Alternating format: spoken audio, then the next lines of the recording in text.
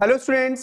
आज हम जिस चैप्टर को पढ़ने जा रहे हैं वो आपकी पाठ्य पुस्तक आरओ से लिया गया है, जिसके लेखक आलोक धनवा जी हैं और उस पाठ का नाम है पतंग। जैसा कि आपको दिख ही रहा होगा कि यहां पर एक पतंग है और टाइटल पतंग है इस चैप्टर का, और लिखा किसने है? आलोक धनवा जी ने लिखा है। जैसा कि आपको इस इमेज में बच्चे पतंग उड़ाते हुए दिख रहे होंगे, तो यहां पर बड़े ही सहज तरीके से आलोक धनवा जी ने बच्चों की पतंग के प्रति जो लगन है और जो प्रेम है, बच्चों का जो खुशी है, वो जाहिर की है। और किस प्रकार ऋतुओं का मानवीकरण करते हुए, उसने प्रकृति का मानवीकरण करते हुए हमें बताया है। तो हम चलिए सीधा चैप्टर पढ़ते हैं, जो कि आलोक धनवा जी के द्वारा लिखा गया है, पतंग।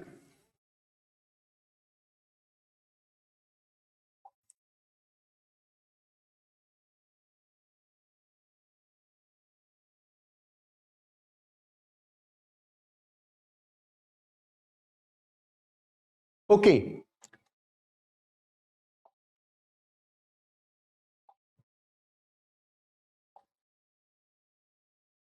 चलिए। सबसे तेज बौछारें गई, भादों गया, सवेरा हुआ। हां, वर्षा ऋतु जाने के बाद सवेरा हो जाता है, एक नई चमक आ जाती है या नहीं आ जाती है? तो वर्षा ऋतु चली गई है, मतलब भादों चला गया है। भादों हिंदी महीनों का 6वां महीना होता है और ये अंधकार का महीना होता है, वर्षा ऋतु होती है। तो इस चक्कर में बड़ी कीच खच्चड़ होती रहती है, जिससे बच्चों को बिल्कुल भी पसंद नहीं आती है ऋतु। तो इस चक्कर में सबसे तेज बौछारें गई, भादों गया, सवेरा हुआ। और जैसे ही सवेरा, मतलब क्या है यहां पर कि एक नई उमंग बच्चों के अंदर अब आने वाली है, ऐसा सवेरा हुआ है। भादों चला गया, अंधकार चला गया, उजाला आ रहा है उनके जीवन। खरगोश की आंखों जैसा लाल सवेरा हुआ, और वो भी सवेरा कैसा हुआ है? जैसे खरगोश की आंखों में आप देखते हो तो ऐसा लगता है चारों तरफ एक रोशनी सी बिखर गई। कोई ऐसा लगता है खरगोश की आंखों में आप देखिए जैसे कोई शक्ति पुंज है, वो आंखों में आप कभी देखना जैसे सूर्य निकल आया हो। तो बड़ा ही मनमोहक होती हैं उसकी आंखें देखने में। तो सबसे तेज बौछारें गई, मतलब भादों में तेज बारिश होती है। तो सावन भादों गया और उसके बाद सवेरा हुआ, खरगोश की आंखों जैसा लाल सवेरा हुआ। शरद आया। शरद क्या है? यहां पर एक प्रकाश की ऋतु है, एक तरीके से उजाले की ऋतु है। शरद आया, शरद ऋतु आती है, आपको पता है शरद भी एक ऋतु होती है। जो शरद आया पुलों को पार करते हुए, पुलों को पार करते हुए मतलब तमाम प्रकार की ऋतुओं को पार करते हुए। ग्रीष्म ऋतु पार की, तो तमाम प्रकार की जो बाधाएं थी वो पार करते हुए शरद ऋतु पहुंचा है हमारे पास। वर्षा ऋतु पार करके आया है, ग्रीष्म ऋतु पार करके आया है। तो शरद आया पुलों को पार करते हुए और अपनी नई चमकीली साइकिल तेज चलाते हुए, और अपनी नई साइकिल तेज चलाते हुए मतलब तेजी से चला आ रहा है, ठीक है, घंटी बजाते हुए जोर जोर से। तो शरद खुशियों की घंटी बजाते हुए चला आ रहा है। अब शरद यहां पर प्रकृति का मानवीकरण हुआ है। क्या हुआ है? प्रकृति का मानवीकरण हुआ है। चमकीले इशारों से बुलाते हुए, शरद कैसे इशारों से बुला रहा है? चमकीले, क्योंकि चमकीली उजाला आ रहा है, चारों तरफ रोशनी ही फैल गई है। पतंग उड़ाने वाले बच्चों के झुंड को चमकीले इशारों से बुलाते हुए और आकाश को इतना मुलायम बनाते हुए, और आकाश इतना मुलायम हो जाता है कि जब शरद ऋतु आती है, तभी तो आपने देखा होगा कि जब हमारे यहाँ मकर संक्रांति होती है तब हमारे यहाँ पतंगें उड़ाई जाती है, क्योंकि मौसम, बारिश कीच खच्चड़ सब कुछ खत्म हो चुका होता है और हवा भी इतनी सॉफ्ट चलती है कि पतंगें आसानी से उड़ पाती हैं। कि पतंग ऊपर उठ सके, दुनिया की सबसे हल्की और रंगीन चीज उड़ सके, ताकि दुनिया की सबसे हल्की और रंगीन चीज क्या हो सके? उड़ सके। जैसे कि ये बच्चे उड़ा रहे हैं इस इमेज में एक पतंग। सारे बच्चे जो है पतंग उड़ाने में मग्न हैं। देखिए उनके चेहरे की खुशी आप। आगे क्या लिखा है?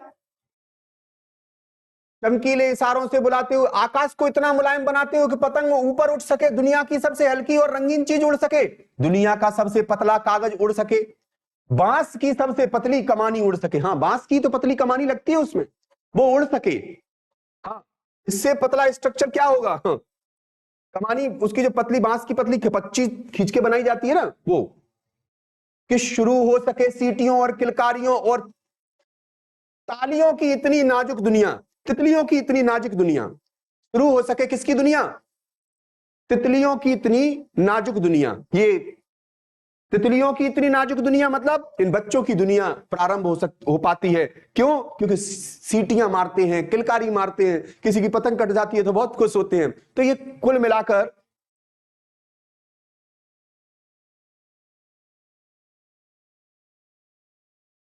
बच्चों की खुशी को जाहिर कर रहे हैं आलोक धनबाजी।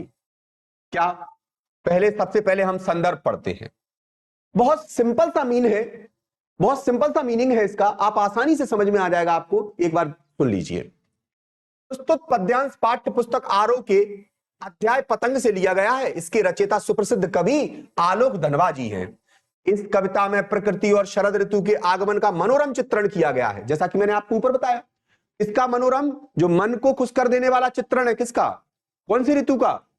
शरद ऋतु के आगमन का। प्रसंग क्या है? इस पद्यांश में कवि ने भादों की बारिश और अंधकार में दिनों के बाद शरद ऋतु के आगमन का वर्णन किया है। अंधकार में समय चला गया भादों का, अब आइए शरद ऋतु, मतलब उजाला आया है। शरद ऋतु के आते ही प्रकृति में नए उल्लास और आनंद का वातावरण बन जाता है। यह आनंद बच्चों के पतंग उड़ाने की उमंग को और प्रकृति के सौंदर्य के माध्यम से प्रकट होता है। हाँ, यह आनंद कैसे पता लगता है? जब बच्चे पतंग उड़ाते हैं तो बड़े खुश होते हैं। तो यह आनंद हमें वहीं से मिलता है। आप इसकी व्याख्या सुनिए। ये संदर्भ प्रसंग हो गया। व्याख्या क्या है? अभी कहते हैं कि भादों माह तेज बारिश अब समाप्त हो चुकी है। कौन से माह की तेज बारिश समाप्त हो चुकी है? भादों माह की तेज बारिश समाप्त हो चुकी है। अब शरद ऋतु का आगमन हो चुका है, शरद ऋतु आ गई है। भादों की अंधेरी और वर्षा भरी रातों के बाद ऐसा लगता है जैसे एक नया सवेरा हुआ हो। यह सवेरा खरगोश की आंखों जैसा लाल और उज्जवल है। शरद ऋतु मानो अपनी चमकीली साइकिल पर सवार होकर, शरद ऋतु काय पर आ रही है? अपनी चमकीली साइकिल पर सवार होकर चली आ रही। मानवीकरण हुआ है प्रकृति का। पुलों को पार करते हुए बच्चों को इशारों से बुला रही है, और बच्चों को इशारों से बुला रही है कि अब आइए और पतंग उड़ाइए, क्योंकि मैंने अब जो मौसम है वो पतंग उड़ाने लायक बना दिया है। तो इस प्रकार इस पद्य में आलोक धनवा जी ने शरद ऋतु का आगमन और भादों मतलब वर्षा ऋतु के जो है विदाई का वर्णन किया है कि वर्षा ऋतु चली गई है, अब बच्चों को शरद ऋतु बुला रही है, क्योंकि शरद पुलों को पार करते हुए आ रहा है और चमकीली अपनी साइकिल से चला आ रहा है, और क्या कहते हैं, बच्चों को बुला रहा है इशारों से कि आइए और पतंग उड़ाइए, और बच्चे भी खुशी से अब इसकी ओर चले जाएंगे मग्नता से। आगे देखिए।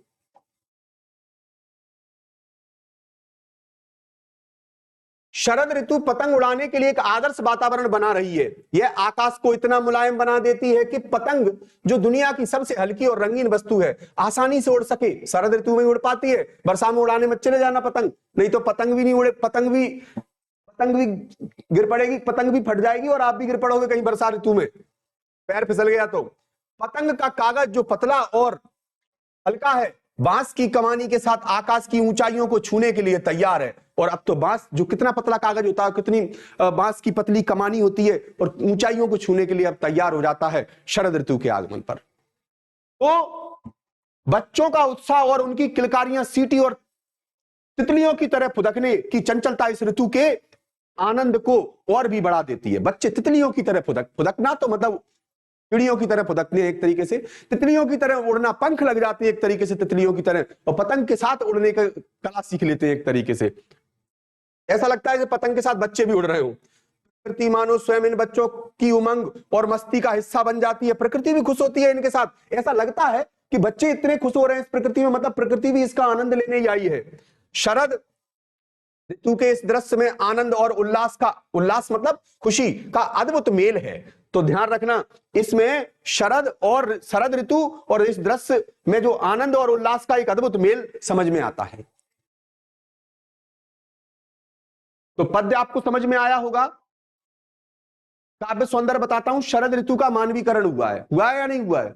शरद ऋतु को एक बालक के रूप में प्रस्तुत किया कि वो साइकिल तेज चलाते हुए चला आ रहा है। बाल सुलभ चेष्टाओं का वर्णन हुआ है इस पाठ में। आपको पता है बच्चों की चेष्टाएं तो बताइए, बच्चों की क्या क्या इच्छाएं हैं, कार्य करते हैं। बच्चों को पतंग उड़ाने की खुशी और सजीव चित्रण किया गया है। अलंकार कौन से इसमें? मानवीकरण अलंकार है। क्या शरद ऋतु को बालक के रूप में दिखाया गया है। उपमा अलंकार भी है। क्यों? क्योंकि देखो, खरगोश की आंखों जैसा लाल सवेरा हुआ, तो इसमें उपमा अलंकार भी है। सात सीसो जिसमें आ जाए वो उपमा अलंकार होता है।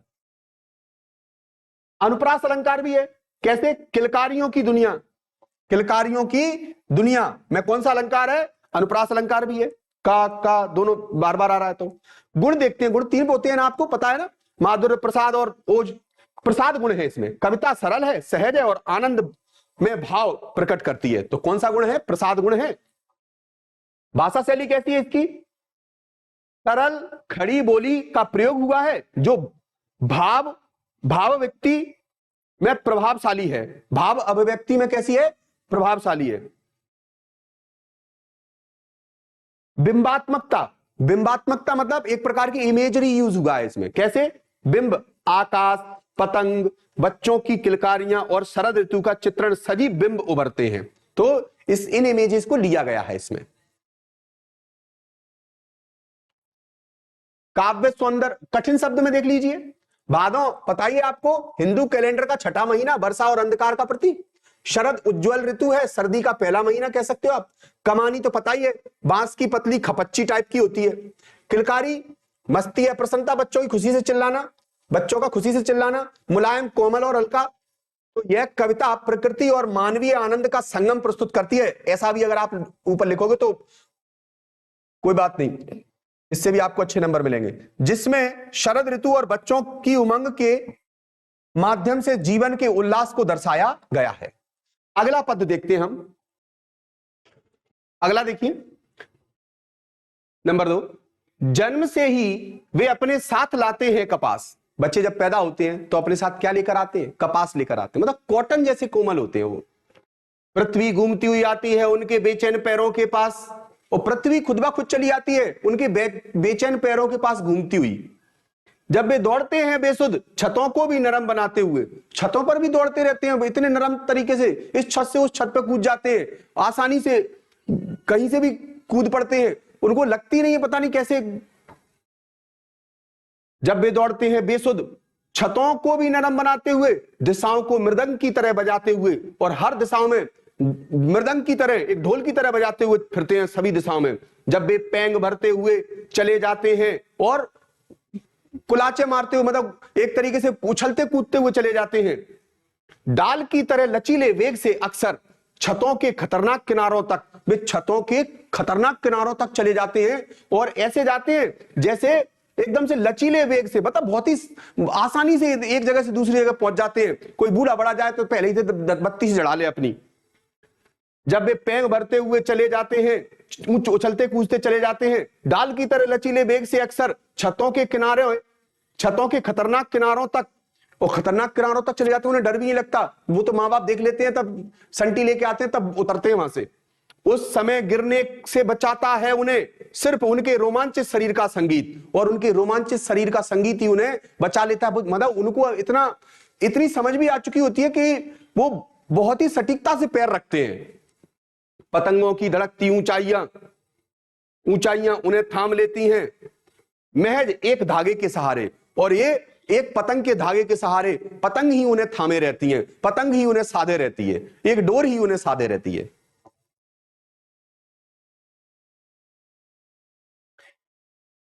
यह कविता आलोक धनवा द्वारा रचित है। आपको पहले ही बता चुका हूं मैं किसके द्वारा लिखित है। जो बच्चों की शारीरिक बनावट, उनके उत्साही और मस्ती से भरे व्यवहार का चित्रण करती है। कवि ने, संदर्भ बता रहा हूं मैं आपको, चित्रण करती है। कवि ने बच्चों की कोमलता, कोमल इच्छाओं, लचीली कदकाठी और रोमांचक गतिविधियों का सुंदर रूप से वर्णन किया है या व्यक्त किया है, सुंदर रूप से व्यक्त किया है। मतलब बच्चों की लचीलेपन को और बच्चों की कोमलता को कवि ने यहां पर व्यक्त किया है। कवि इस कविता में बच्चों की शारीरिक बच्चों का बच्चों का शारीरिक हल्कापन, बच्चों का शारीरिक हल्कापन।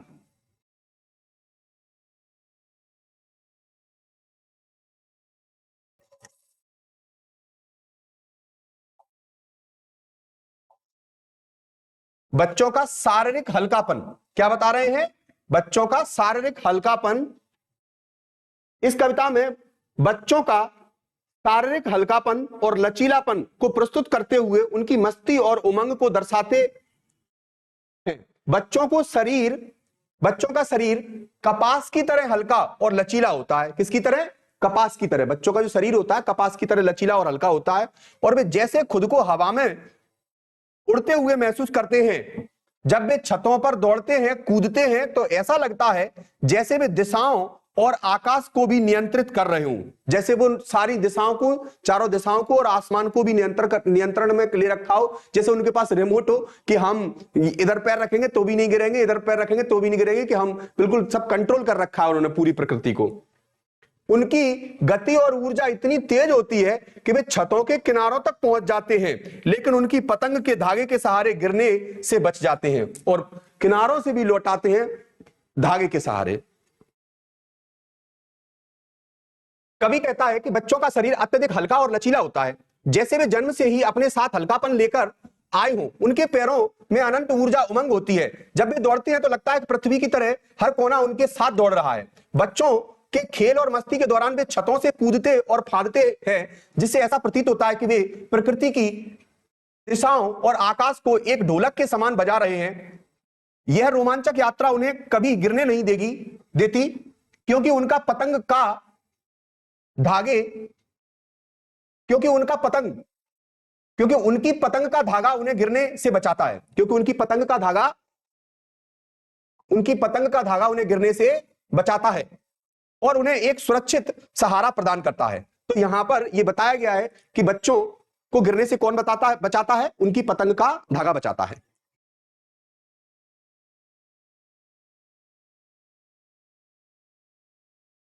प्राकृतिक चित्रण है इसमें। बच्चों की शारीरिक बनावट का अत्यधिक सटीक और सुंदर चित्रण किया गया है। ऐसा बताया कि बच्चे अपने जन्म से ही अपने साथ कपास लेकर आते हैं। मानवीकरण हुआ है यहां पर, पृथ्वी और दिशाओं का मानवीकरण किया गया है। जैसे वे बच्चों के साथ दौड़ रहे हैं, तो बच्चों के साथ दौड़ रहे हैं मतलब मानवीकरण है। सजीव चित्रण, बच्चों का खेल, उनकी चेष्टाएं, गतिविधियां, जीवंत चित्रण किया गया है।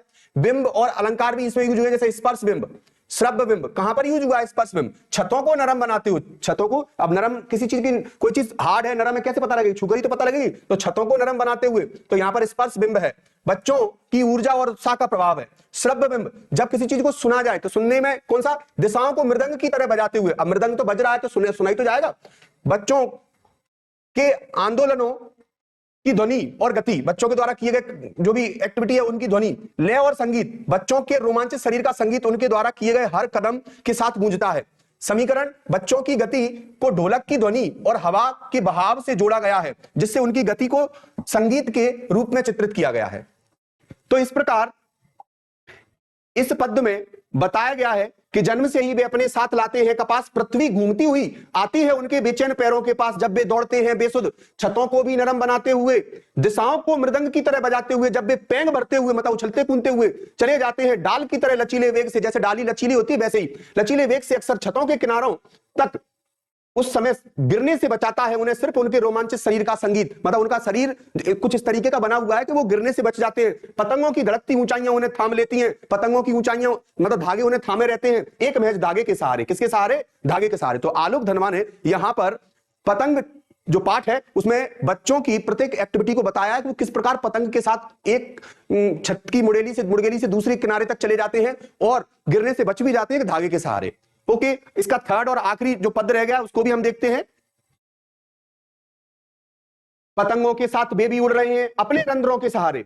अगर वे कभी गिरते हैं छतों के खतरनाक किनारों से और बच जाते हैं, तब तो और भी निडर होकर सुनहले सूरज के सामने आते हैं। पृथ्वी और भी तेज घूमती हुई आती है उनके बेचैन पैरों के पास। हाँ, पतंगों के साथ साथ वे भी उड़ रहे हैं। मतलब कभी ये कह रहा है कि बच्चे इतने खुश हो रहे हैं कि ऐसा लग रहा है कि पतंग ही नहीं उड़ रही हो, बच्चे भी उड़ रहे हैं साथ ही साथ। बच्चे भी उड़ते हुए से नजर आते हैं, उनके भी पैर ऐसे लगते हैं जैसे उछल ही रहे हो, आकाश में की तरफ ही जा रहे हो। अपने रंध्रों के सहारे, अपने सेंसिस के सहारे आप उड़ रहे हैं, छिद्रों के सहारे, अगर वे कभी गिरते हैं छतों के खतरनाक किनारे से, अगर गिर भी जाते हैं गलती से, तो फिर जब दोबारा एक बार गिरकर उठते हैं तो फिर पक्का ऐसे निखर कर आते हैं, थोड़े और लचीले बनकर आते हैं और बच जाते हैं, तो और भी निडर होकर सुनहले सूरज के सामने आते हैं। पृथ्वी और भी तेज घूमती हुई आती है उनके बेचैन पैरों के पास, फिर तो वो और भी ज्यादा अछल हो जाते हैं और भी ज्यादा उछल कूद करने लगते हैं जब वो एक बार सीख जाते हैं, गिर जाते हैं। तो यह कविता आलोक धनबा द्वारा रचित है, जिसमें बच्चों की साहसी चेष्टाओं और उनकी निर्भीकता का सुंदर चित्रण किया गया है।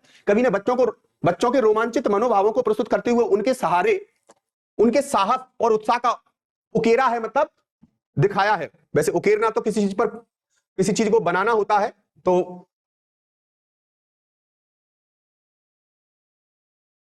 प्रसंग देखिए, कवि इस पद्यांश में बच्चों के जोश और साहस को दर्शाते हैं। किसको दर्शाते हैं? बच्चों के जोश और साहस को। जब बच्चे अपनी पतंगों के साथ आकाश में उड़ते हैं तो ऐसा लगता है कि वे अपने शरीर के असंख्य रंध्रों के बल पर उड़ान भर रहे हैं। उनके उत्साह में जब कभी वे गिरने से बचते हैं तो उनका साहस और भी बढ़ जाता है। देखिए, जो उनका उत्साह होता है वो उत्साह और भी बढ़ जाता है अगर वो कभी गिर जाते हैं तो साहस और भी बढ़ जाता है। वे कभी भी निडर होकर फिर से अपनी पतंग उड़ाते हैं। क्या कि जब वे गिर जाते हैं तो उनका उत्साह और भी बढ़ जाता है, साहस और भी बढ़ जाता है और वे निडर होकर फिर से अपनी पतंग उड़ाते हैं। और पृथ्वी की गति जैसे उनके पैरों के साथ तेज हो जाती है और पृथ्वी की गति भी उनके साथ पैरों के साथ तेज हो जाती है। तो यह था प्रसंग। हम इसकी व्याख्या देखते हैं एक बार। कवि कहता है, या कवि का कहना है, क्या कहना है कि बच्चों का रोमांच और साहस अद्वितीय है। मतलब बच्चों की जो किलकारियां हैं वो अद्वितीय है, साहस भी अद्वितीय है कि वो डरते भी नहीं है। जब बच्चे अपनी पतंगों के साथ आकाश में उड़ते हैं तो ऐसा लगता है जैसे वे अपनी पतंगों के साथ साथ खुद भी उड़ रहे हों।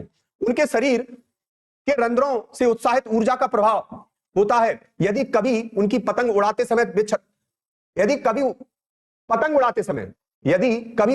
समय वे छतों या खतरनाक किनारों से गिरने लगते हैं या गिर भी जाते हैं तो वे गिरने से बचने की पूरी कोशिश करते हैं, और जब वे गिरने से बच जाते हैं या गिर भी जाते हैं तो उनका उत्साह और बढ़ जाता है। अब वे और भी निडर होकर जब वो दोबारा ठीक होकर या गिरने के बाद दोबारा उठकर आते हैं तो ऐसी स्थिति में क्या होता है, सुनहरे सूरज के सामने अपनी पतंग उड़ाने लगते हैं। फिर दोबारा जब सूरज के सामने आते तो और भी निडर होकर आते हैं। उनके पैरों की गति इतनी तेज होती है कि पृथ्वी खुद उनके पैरों के नीचे आने के लिए तेजी से घूमती है।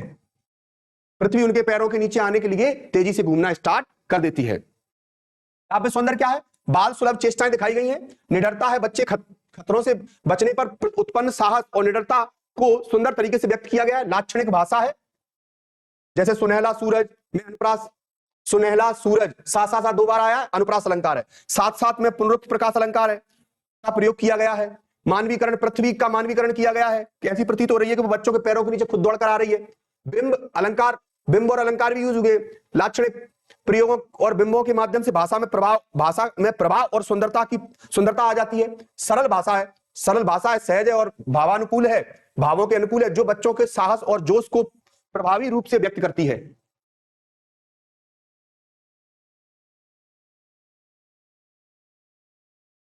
तो कुल मिलाकर आलोक धनबा जी ने इस पाठ में बच्चों के बारे में बताया है कि बच्चे जब पतंग उड़ाते हैं तो वो कितने खुश हो जाते हैं। ऐसा लगता है कि जैसे पतंग के साथ ये भी उड़ रहे हों। बच्चे जब पैदा होते हैं तो ऐसा लगता है जो अपने साथ कपास लेकर आए हों, कि छतों को भी नरम बना देते हैं और वो दुनिया की सबसे पतली चीज, पतला कागज और सबसे पतली कमानी